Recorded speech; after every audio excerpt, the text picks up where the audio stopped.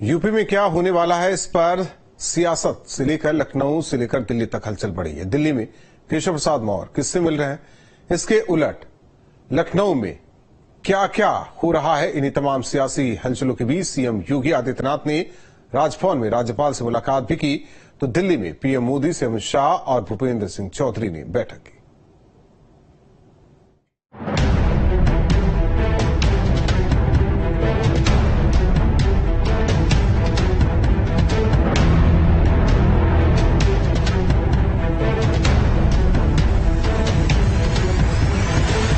Bharatiya Janata party के कार्यकर्ता को किसी भी स्थिति में बैकफुट पर आने की आवश्यकता नहीं है। कहते हैं दिल्ली का रास्ता यूपी से होकर जाता है और देश के सबसे बड़े प्रदेश उत्तर प्रदेश में विधानसभा उपचुनाव से पहले सियासी पारा गर्म है। लखनऊ से लेकर दिल्ली तक हलचल है, बैठकों का दौर चल रहा है। लोकसभा चुनाव में मिली हार पर मंथन हो रहा है, रिपोर्ट तक सौंपी जा रही है। यूपी की सियासत की घड़ी की सुई केशव प्रसाद मौर्य से लेकर सीएम योगी तक और भूपेंद्र चौधरी से लेकर जेपी नड्डा तक घूम रही है। क्या यूपी में बड़ा फैसला लेने की तैयारी है? क्या बीजेपी में बड़ा बदलाव होने जा रहा है? आखिर लखनऊ से लेकर दिल्ली तक इतनी हलचल क्यों? उत्तर प्रदेश में लोकसभा चुनाव की हार के बाद बीजेपी में सियासी हलचल तेज है। लगातार हो रही बैठकों के बाद अब सियासी मुलाकातों ने अटकलों को हवा दे दी है। यूपी की हार के बाद से ही पार्टी में लगातार मंथन हो रहा है। इस बैठक के बीच डिप्टी सीएम केशव प्रसाद मौर्य का दिल्ली दौरा काफी चर्चा का विषय बना हुआ है। अपने बयानों को लेकर सियासी चर्चा का केंद्र बने केशव प्रसाद मौर्य ने बीजेपी के राष्ट्रीय अध्यक्ष जेपी नड्डा से मुलाकात की, जिसके बाद सियासी अटकलों का बाजार और गर्म हो गया। इस मुलाकात के बाद अब मायने निकाले जाने लगे हैं। माना जा रहा है कि अब प्रदेश स्तर पर जल्द ही कोई बड़ा ऐलान हो सकता है। दरअसल 14 जुलाई को लखनऊ में यूपी बीजेपी की कार्यकारिणी की बैठक में जेपी नड्डा, सीएम योगी और भूपेंद्र चौधरी ने मंथन किया। बैठक में केशव प्रसाद मौर्य के एक बयान ने हलचल बढ़ा दी थी, जिसमें केशव प्रसाद मौर्य ने कहा था कि सरकार से बड़ा संगठन है। यहाँ वो कार्यकर्ता है, उनसे इतना है कहूंगा, आवाज तो यहाँ सरकारी व्यवस्था के साथ आवाज दिया। मैं सदा कहता था और आज भी इस प्रदेश कार्य समिति में मैं संगठन की वरिष्ठता हमारे देश के और प्रदेश के नेतृत्व के सामने कह रहा हूं, संगठन सरकार से बड़ा है।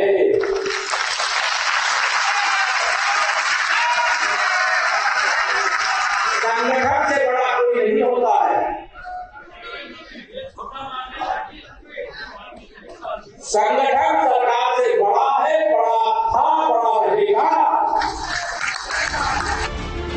इस बयान के बाद केशव प्रसाद मौर्य दिल्ली पहुंचे और 16 जुलाई को बीजेपी के राष्ट्रीय अध्यक्ष जेपी नड्डा से मिले। इस दौरान यूपी बीजेपी के अध्यक्ष भूपेंद्र चौधरी से भी केशव प्रसाद मौर्य की मुलाकात हुई थी।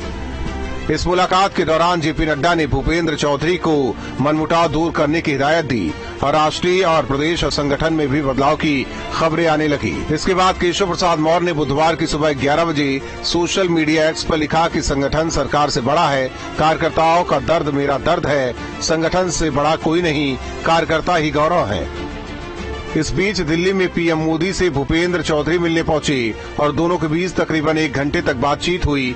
इस मुलाकात में भूपेंद्र चौधरी ने लोकसभा चुनाव का फीडबैक दिया। उधर लखनऊ में सीएम योगी राजभवन पहुंचे, जहां उन्होंने राज्यपाल आनंदीबेन पटेल से मुलाकात की। सीएम ने सावरकर पर लिखी किताब विनायक दामोदर सावरकर छठा स्वर्णिम पृष्ठ भेंट किया। राज्यपाल से सीएम योगी की मुलाकात करीब 1 घंटे तक चली। इसके अलावा आगामी विधानसभा के मानसून सत्र और 20 जुलाई को होने वाले वृहद वृक्षारोपण अभियान पर राज्यपाल के साथ चर्चा हुई। शाम होते होते दिल्ली में हलचल और बढ़ गई। बुधवार शाम 7 बजे गृह मंत्री अमित शाह पीएम मोदी से मिलने पहुंचे। प्रधानमंत्री आवास में करीब 1.5 घंटे बैठकों का दौर चला। दोनों के बीच यूपी की मौजूदा राजनीतिक परिस्थितियों पर मंथन हुआ। इसके बाद रात 8 बजे भूपेंद्र चौधरी ने गृह मंत्री अमित शाह से मुलाकात की और हाईकमान को यूपी में उपचुनाव की तैयारियों की रिपोर्ट सौंपी। इसके अलावा संगठन और सरकार के बीच चल रही तनातनी की रिपोर्ट भी सौंपी। बताया जा रहा है कि बीजेपी नेतृत्व ने सरकार संगठन में तालमेल बढ़ाने का आदेश दिया है। कहा गया है कि सरकार संगठन के बीच तलवारें खींचने की चर्चाएं बंद होनी चाहिए। बेवजह बयानबाजी से बचने की हिदायत दी गई। उपचुनाव में जुटने का निर्देश दिया गया और इसी के साथ संगठन में बदलाव की तैयारी भी शुरू हो गई। आम दिनों से ज्यादा हलचल लखनऊ के और सेंटर यानी 5 कालिदास मार्ग पर देखी गई, क्योंकि 11 बजे योगी ने अपने मंत्रियों को मीटिंग पर बुलाया था। सीएम आवास पर होने वाली इस मीटिंग को लेकर सस्पेंस और गहराने लगा था कि योगी का अगला कदम क्या रहने वाला है। सीएम योगी ने यूपी में 10 सीटों पर होने वाले उपचुनाव के लिए टोन सेट किया। प्रत्याशियों का चयन कैसे हो, बड़े मंत्रियों की क्या भूमिका हो और कैडर के साथ तालमेल को कैसे साधे रखना है, point two point seat wise समीक्षा योगी की बैठक में की गई। इसके साथ ही 10 सीटों के लिए 30 मंत्रियों को प्रभार भी सौंपा गया। खास बात यह कि उपचुनाव के लिए बनाई गई मंत्रियों की टीम में दोनों उप मुख्यमंत्री शामिल नहीं हैं।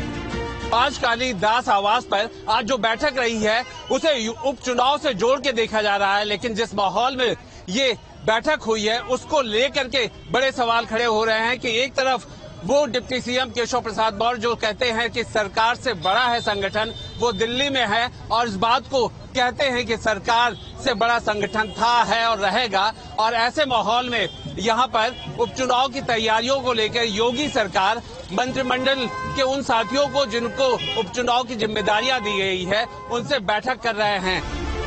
योगी ने अपने मंत्रियों को साफ साफ निर्देश दिए हैं कि लोकसभा चुनाव के बाद होने वाले पहले टेस्ट में चूक की जरा भी गुंजाइश नहीं है। एक सीटों के लिए सदी रणनीति के साथ आगे बढ़ने की हिदायत दी गई है। उपचुनाव भी है, उपचुनाव पर भी चर्चा हुई है। उपचुनाव हो रही है तो स्वाभाविक प्रक्रिया है। तो भारतीय जनता पार्टी की राजनीतिक पार्टी है तो अपनी पार्टी की चर्चा हम करेंगे और सभी सीटों में चुनाव जीते, ऐसा आदरणीय मुख्यमंत्री जी का निर्देश भी है और हम सब लोग ही उसकी तैयारी में लगे हैं। मेरे पास भी गाजियाबाद विधानसभा की जिम्मेदारी मुझको हमारे अन्य साथियों को दी गई है, तो सब मिलकर के गाजियाबाद भी और अन्य 9 सीटें भी हम जीते, ऐसा निर्देश माननीय मुख्यमंत्री ने दिया है। सर, जिस तरह लगातार केशव मौर्य जी को लेकर चर्चा चल रही है तमाम, क्या कहेंगे, क्या कुछ अंदरूनी कुछ कलह कुछ बाहर आएगी या कुछ है या कलह नहीं है? आप उसको कलह का रूप देते हैं, कोई कलह नहीं है, सामान्य है। हर व्यक्ति का अपना अपना विचार होता है।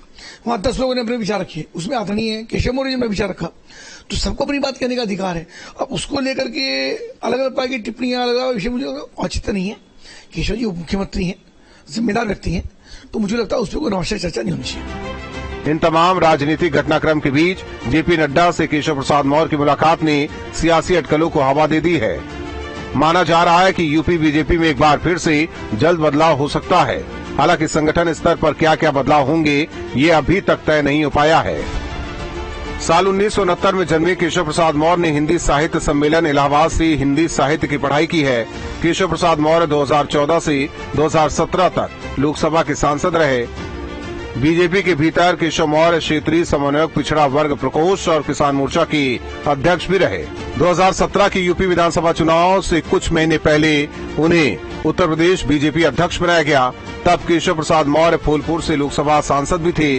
केशव प्रसाद मौर्य के राजनीतिक करियर की शुरुआत इलाहाबाद पश्चिम से लगातार 2 हार से हुई थी, लेकिन 2012 में सिराथू में इन्हें जीत मिली थी। इसके बाद 2014 में मौर्य को बीजेपी ने फूलपुर लोकसभा सीट से उम्मीदवार बनाया। मोदी की लोकप्रियता के रथ पर सवार मौर्य को फूलपुर में 52% मत मिले थे। फूलपुर नेहरू गांधी परिवार का गढ़ माना जाता था। यहां से नेहरू सांसद बने थे।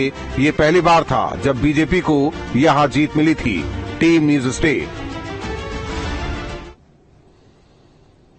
बीजेपी में जारी उठापटक के बीच बीजेपी के वरिष्ठ नेता मुख्तार अब्बास नकवी का बड़ा बयान सामने आया। उन्होंने कहा कि बीजेपी